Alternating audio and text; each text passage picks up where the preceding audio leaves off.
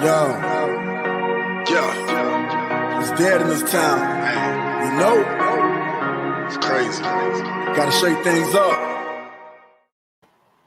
Hey guys, welcome to another episode of Double A. This is your favorite podcasters, Amber and Arianne. If you guys are new here, because it's 2021, if you guys are new here, we try to do a podcast every Thursday. We try. Sometimes life happens, and sometimes we're not here. And then sometimes we do Sundays if we have something to do, and we're not busy. But if you guys miss us, we do have our links on our podcast, so you guys can go check them out on YouTube, Facebook. Go and check those out and catch up. So we're gonna start with Amber again because mine's kind of long, and Amber's is normally kind of short, but with longer discussion times because hers are the screw you over. We don't know what the hell happened because police is just stupid. Yeah. I feel like the police do a lot of cover-ups and we get stuck with the cover-ups. I agree. So today I'm talking about a lady named Joanna K. Oho. She was born in Dothan, Alabama. She went missing on November 20th, 1992 at the age of 19.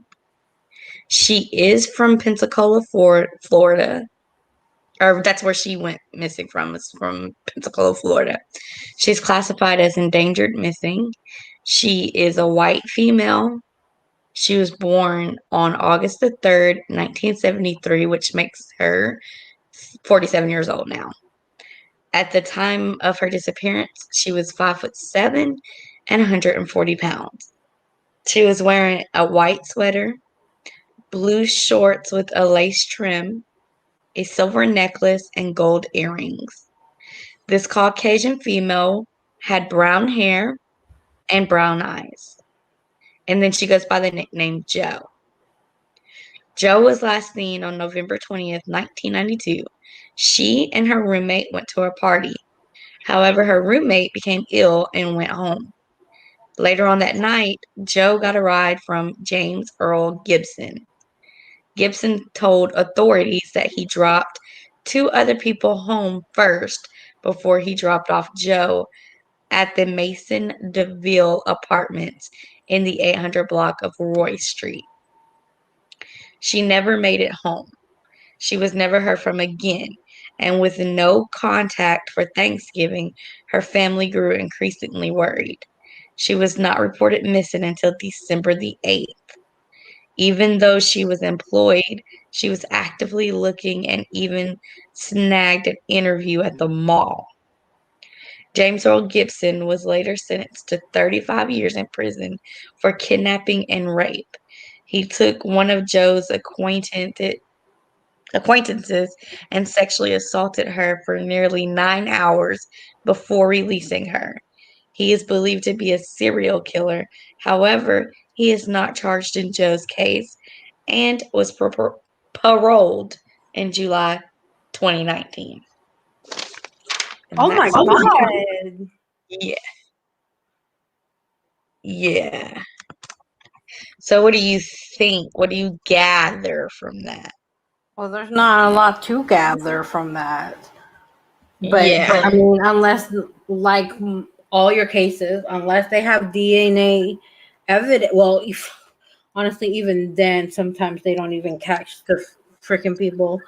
But I mean, unless they have actual physical proof that he did that to Jo, but it still killed me that you basically kidnapped and tortured a person, an acquaintance, someone that's attached to Jo for 9 hours. Yeah. And then you get paroled. Yeah, like he's out free. He sexually assaulted her, tormented her, and now he's out here on these streets that we live in. And where was this at? Alabama. Well, no, she was born in Alabama. This happened in Florida. That's still all these other. You can get anywhere from Florida. Yeah.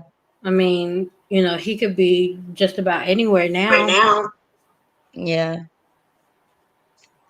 That's absolutely nuts.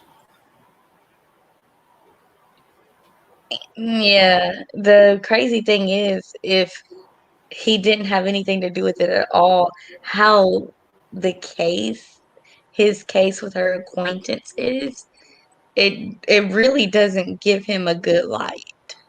Mm-mm. It really kind of ties him in. Ooh, excuse me, ties him in there, especially since he was the last person to see her alive, dead, whatever. And that's if he didn't, if there's always that small chance, like I said, unless there's actual physical evidence. But if he didn't do it, then he was just at a really bad, time and place. Yeah. I wonder what made him decide to torture this girl. The mind is a powerful thing. It is. But that's all I got on that case. It's not really much to divulge in and get into. It's still an active missing cold case. Right. So That's oh my gosh. yeah, it's terrible. So hopefully we'll bring in light in reintroducing the name Joanna K. Oho, and maybe somebody knows something about this case and can bring something about this to justice.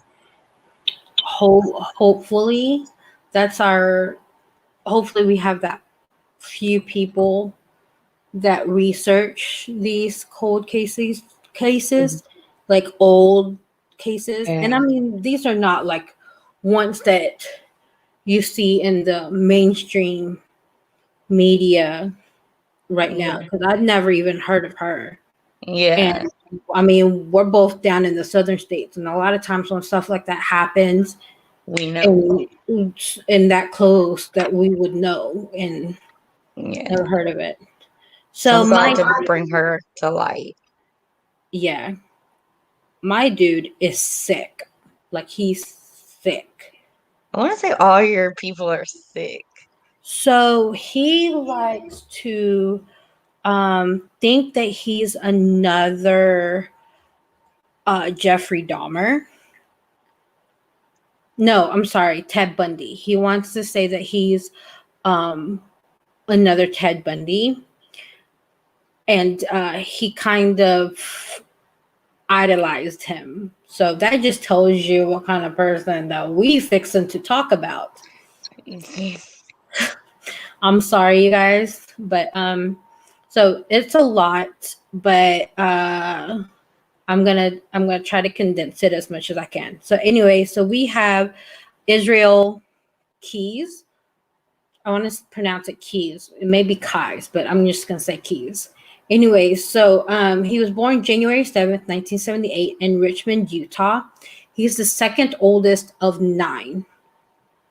So he has an older sister, 3 younger brothers, and then 3 younger sisters, I believe. So he was raised in a Mormon environment, and of course, in that environment, he was homeschooled. So he also occasionally went to a Christian, what did they call it? Like in one of those churches where they mainly teach white supremacy, essentially. Okay. So his family actually became friends and neighbors with who people call the future white supremacist and quote unquote family annihilator, Chevy Kehoe. So his families were his dad and his mom were actually very good friends with Chevy Kehoe and his brother. So you can tell where this boy is fixing to be raised in. So during his early childhood, he actually began carrying around a pistol wherever he went. And we're talking about younger than like around 10 years old, carrying around a pistol. So on his 14th birthday, his grandfather thought it would be a fantastic idea to gift him a 38 caliber revolver Wow. for his 14th birthday, in which he put a homemade silencer on it himself. He and a friend also had the habit of breaking into houses and burglarizing them. And also, in the meantime, he was already starting to go ahead and do the serial tendencies and killing pets. So, in the late 1990s, his family actually moved to Maine. And in this time, this is when he decided that he did not believe in his parents' beliefs. And declared himself an atheist. And in that result, his parents kicked him out. So there's no exact date for his very first crime. Okay, so they think it's between 1996 and 1998. So the first crime was him abducting a teenage girl that was hiking along the Chutes River, and then raping her and then releasing her. Yee. And this is according to his interview. So there's actually a 5-hour interview video that's on the FBI page. Dang. So in 1998, yeah, I could only get through 55 minutes of it. I know. Ooh. In 1998, Keyes actually went to New Jersey to enlist in the U.S. Army. He was serving as a specialist in the Alpha Company, 1st Battalion, 5th Infantry, and he received an Army Achievement Medal between December of 1998 and July of 2001. He actually got an achievement for being very good, I guess, being a gunner and being an assistant gunner. So in 2001, May of 2001, he actually received a DUI charge in Thurston County, Washington, along with a state charge for driving with a suspended license. Yeah. So later in the year of 2001, he was honorably discharged from the Army. It doesn't say if it was because of medical reasons, but it was probably because of that DUI charge.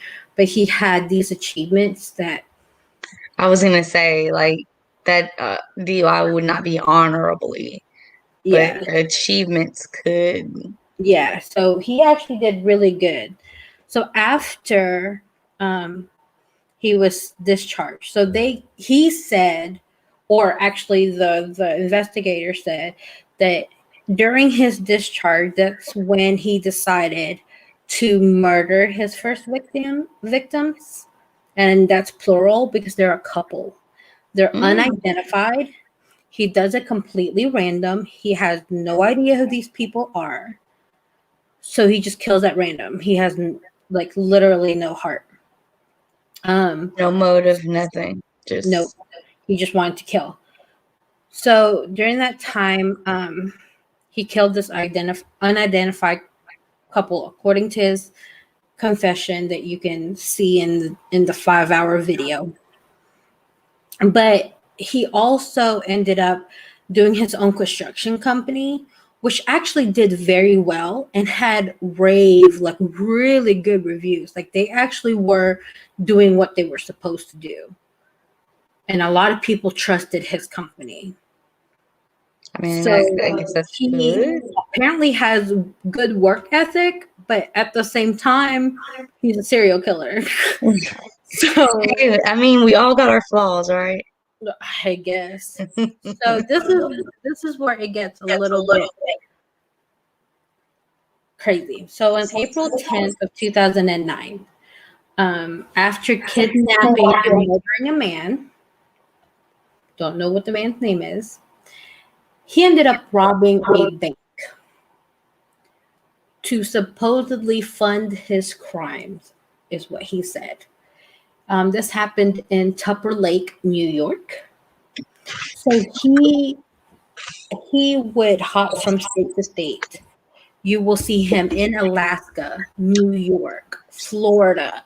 You will see him in Maine, in Ohio, in Oregon, in all these places. No motive at all. Just to go and kill, rob, burglarize, and do an arson and then fly out. So here's what happened. After he had a quote unquote murder kit, so when this murder happened in New York, after this murdering in 2009, he hid his murder kit. Okay. So that way he's not traveling with it. And he's not. I'm interested about this kid. Like in his kit, it has like all his stuff to kill, apparently. Okay.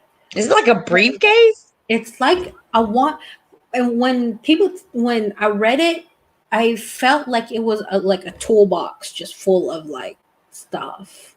Interesting. And he dug into the ground and buried it and just like remembered where it's at. Like he would put it in a specific spot where it won't come unchanged. Wow. Yeah. So that way when he flies out and goes to another state, comes back to that state, if he wants to go murder, he can go straight back and get his murder kit and do it again. So that way he won't get caught with the stuff on him. I mean, I guess it's smart, but it's a lot of work. Exactly. So at the time between April and May of 2011, he constructed another homemade silencer. Mind you, he constructed one when he was 14. Yeah. So he constructed another homemade silencer for a Ruger Charger pistol and decided to test it out during his next crime. So after silencer a potato. That's all I want to know. After flying to Indiana and then driving over to New York. Oh yeah, he does that. He'll fly to a state and then drive. So that way there's no trail. And he pays with everything cash.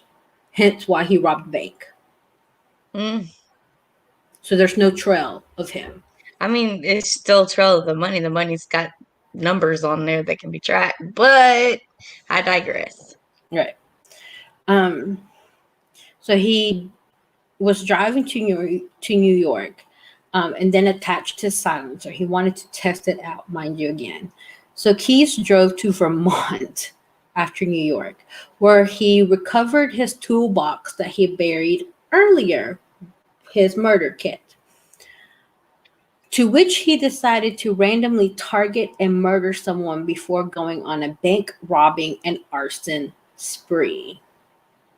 So after selecting a location to take a victim, which he seen was like a semi-secluded farmhouse, Keyes got his weapons and then began basically watching for like the people that drive by, the motorists that drive by. So he initially targeted a driver that was driving a yellow Volkswagen Beetle. Keyes found the plan to be impractical and then switched his focus on another couple that happened to be driving near. They were wandering around the suburban neighborhoods on the late hours of July 8th, 2011. He set his sights on this couple who lived on 8 Colbert Street. This couple is Bill and Lorraine Currier. The home was less than half a mile away from Handy Suites Hotel, where which was where he was staying at. So what he did was he disabled the phone line first before breaking inside. Um, it was what he described to the FBI people and to the investigators. He described it as a quote unquote blitz attack. He ambushed the carriers as they slept, subduing and tying them up before taking Lorraine's Smith and Wesson snub nose 38 revolver and some other items that they had.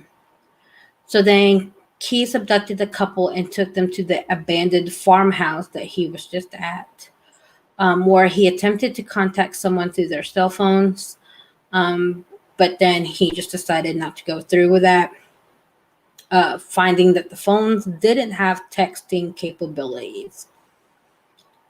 So as he took Bill to a basement, Lorraine attempted to escape only to be recaptured.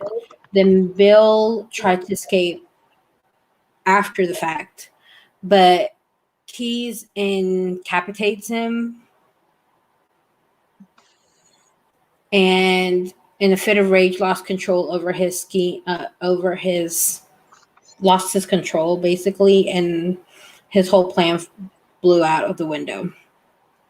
So then he shoots him to death with the silenced 1022 Ruger Charger that he had. He then sexually assaulted Lorraine and then strangled her to unconsciousness. Then took her to the basement and then strangled her again, this time killing her. He's then buried the bodies of the couple in debris and left them in the farmhouse basement, intending later to burn down the farmhouse. So he then planned to go bank robbing. I can't with this man. And then he decided that would be impractical when the old couple actually had a car that had serious mechanical issues. So he figured it would not be smart to go bank robbing in a car that probably will not get me but 3 miles down the road. Trying to escape. At least he used his brain there. And so he abandoned the car the next day in the parking lot of the apartment complex at 203 Pearl Street. And then during his trip back home, he went into the White National Monument Forest in New Hampshire and disposed of the items that he took from the couple. And then he put it in a suitcase and then set it on fire. He does this for too much work, honestly. It's a lot of work. I can see what he's trying to do so he doesn't get caught. But it's a lot of work. But that's a lot. He then disposed of his tools and the revolver that he got from Lorraine in New York before returning home in Anchorage, Alaska. So he didn't know that from October 25th to October 27th, the farmhouse was actually demolished where he killed the couple and left them there. Yeah, so the farmhouse was demolished. And the debris, including the bags that contained the couple's corpses, was transported to a local landfill. So in October or November of that same year, he purchased a police canner.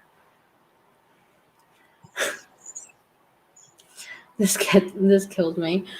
So in February 1st, 2012, he decided to kill again, driving around, of course, Anchorage. This man, I don't know. So he just picked someone completely random. So he sets his sight on an 18-year-old by the name of Samantha Koenig. So she is a barista.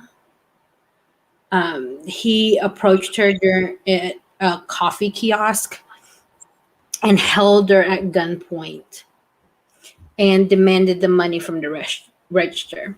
After her demands were met, he tied her up and then waited for her boyfriend, Dwayne Tortellani. I thought you were gonna call him that soup tortellini. Yeah, that's what I thought so too. Intending to abduct him too, but changed his mind and dragged Koenig outside. Of course, being the smart girl, she tried to escape, but he quickly captured her and forced her into his truck and keeps her captive at his home. So then the next day, he went to Koenig's home, broke into the boyfriend's truck, because I'm not fixing to say the last name again, and stole the debit I had to card. get my charger. But the boyfriend and her father witnessed him committing the act of, trying to steal the debit card. And after successfully testing out the debit card, he returned home and murdered Koenig, leaving her body in a shed on his property. And then he traveled to New Orleans, Louisiana, to embark on a cruise ship, and took himself a little vacation. So when he came back from the vacation from the cruise, he became really, really worried by the large amount of publicity brought by the girl's disappearance or abduction, and decided to commit a crime spree, exploring around the west of Dallas.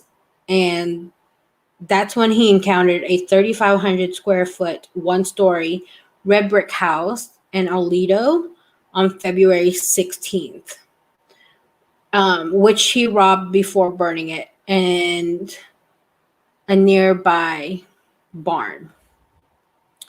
He then drove to the town in Aslay, where he donned with a hard hat, sunglasses, gloves, and breathing mask, robbed the National Bank of Texas within 2 minutes before escaping. He later buried the money around the Post Oak Cemetery in Glen Rose, south of Claiborne. Claiborne? I don't know these names. I'm sorry, you guys. He tries to then abduct a woman walking a dog, but then he quickly abandons that plan. You guys see the pattern? Then returning back to his home in Anchorage, he enacts a ransom plan for Koenig, whose death was still not known to authorities. Texting a ransom note and directions to the boyfriend, he recovered and dismembered Koenig's corpse with a chainsaw, disposing all the body parts in Malinuska Lake. Lord Jesus. So then on March 26th, he actually was taken back to Anchorage, where he confessed to the murdering of Koenig. The body was actually discovered on April 1st. And during the interviews, he was very calm, very patient. It was said that he was frustrated by the rules, and that his attorneys were told to abide. He willingly gave terms to confess to any crimes he committed and pled guilty to all of the charges brought against him, as long as he was executed, and the trial took less than a year. So then investigators struck a deal with him about finding the bodies of any other potential prior victims in exchange for media not knowing about the details that he didn't want the public to know. So as a result, authorities found and excavated the farmhouse where Keyes had left the couriers, and only to find out that indications of the human, basically they only found the decomposition of the couple, the couriers. I'm sad So- my computer died. I don't know what happened. I'll fill you in after this. Okay. So, not wanting to have his name released to the media, he threatened to stop speaking to investigators. On June, a routine court hearing debating on the case, um, calling it "quote unquote" complex, turned violent when he managed to escape and tried to attack spectators. I'm not laughing at what he did. I'm just laughing at like how ridiculous this. Oh my god, this whole situation's so fucked up. So they think that he tried to attack spectators because he was trying to do a suicide attempt. He was subdued with a taser and taken back into custody. The following day, he stressed his perception of dishonesty from the prosecutors and that the escape attempt was unplanned and merely a reaction to stress, end quote.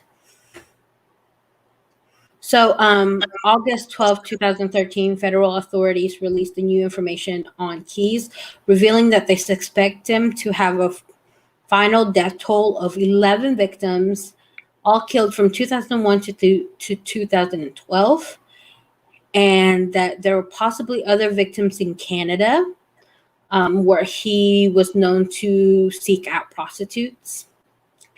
Additionally, he was confirmed to have burglarized 20 to 30 homes and robbed several other banks in addition to the Community Bank and National Bank of Texas.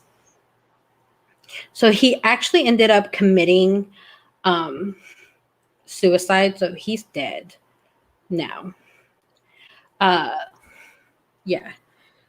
So he ended up committing suicide, but apparently the confirmed victims were in 2011, Essex, Vermont, 2001, 2, 3, 4.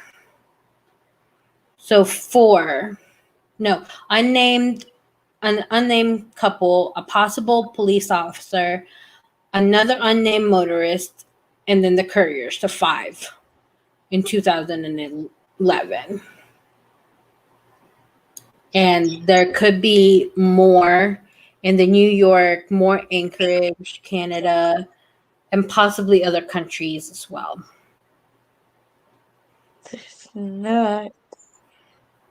So there is actually a quote. Let me see if I can find it. So he says, quote, "There's no one who knows me or who has ever known me who knows anything about me, really. They're going to tell you something that does not line up with anything I tell you because I'm two different people, basically." End quote. Oh, okay.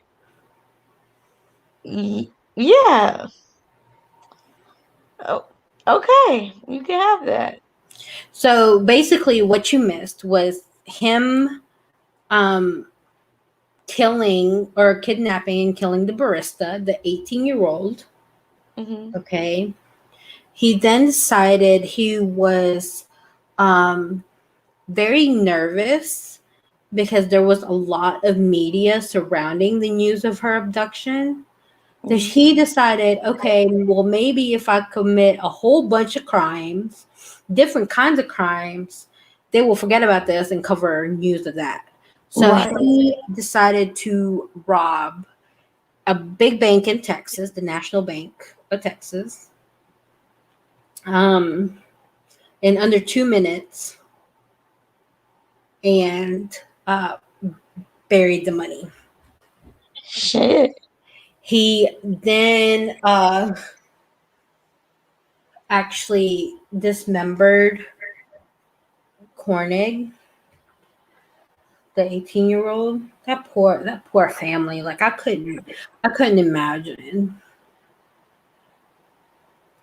having your child missing and then find out not only are they dead, but you can't even really bury your child because some sadistic person decided to completely dismember her. Right. Yeah. So yes, so that's the story of Israel Keys. There's a whole bunch more. Like I said, that's just a very condensed version, but there's a whole bunch more. So that means do your research and get out there and get into this intriguing case and figure out what you think is going through his mind and let us know what you think. Yeah, because I mean, for him to idolize Ted Bundy, you already know that's crazy. And Yeah. then for him to already have committed crimes when he was younger, that's a big, huge red flag. For him Yeah. to be killing animals, that's another huge red flag. Before he got kicked out of his house, I really want to know what his parents did, because I'm pretty sure his parents didn't do anything about it. Mm-mm-mm. That's that denial. So this actually, they claim that some of his stories actually was um, mentioned, or some of his crimes were actually mentioned on Criminal Minds. I was thinking that when I was listening, I was thinking that I heard an episode or so about that. So if you guys want to know, um, on season 8, episodes, I don't know what episode it is. I guess the title of it is number 6.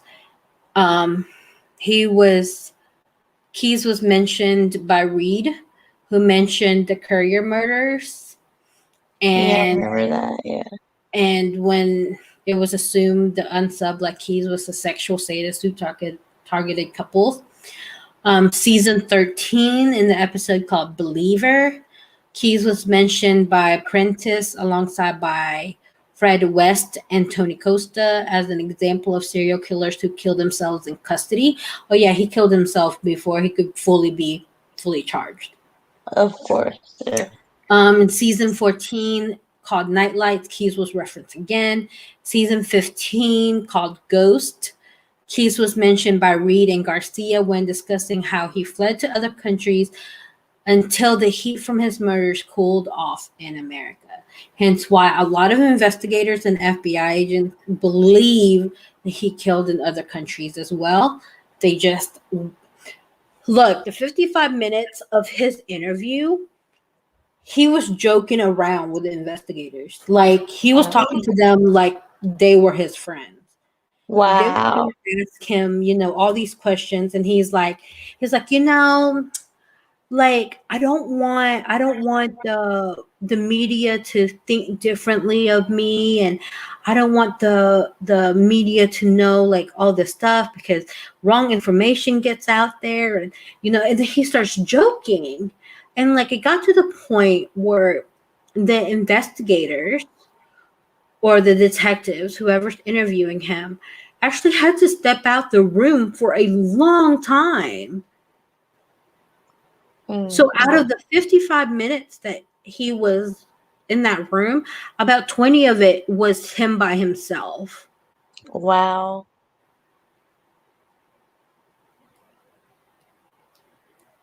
And I mean, not 20 minutes like straight on through. It was they came in, talked to him, they had to leave.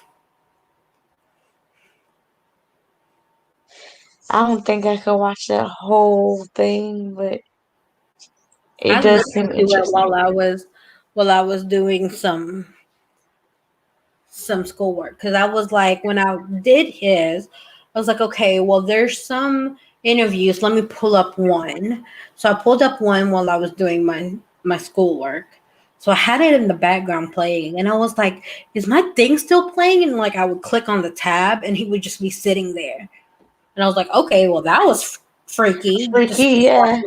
sit there. Weird, yeah. So yeah. But anyways, you guys, we will end the podcast here.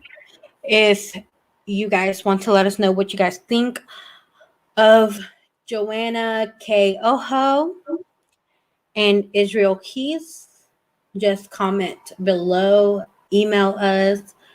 Let us know if you guys know any other information that we may have missed. Like I said, there's a lot of mine that I tried to condense. So there's going to be a lot on him.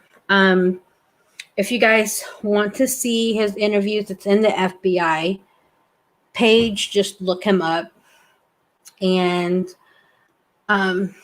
yeah, we hope you guys have a great day, night, rest of the week.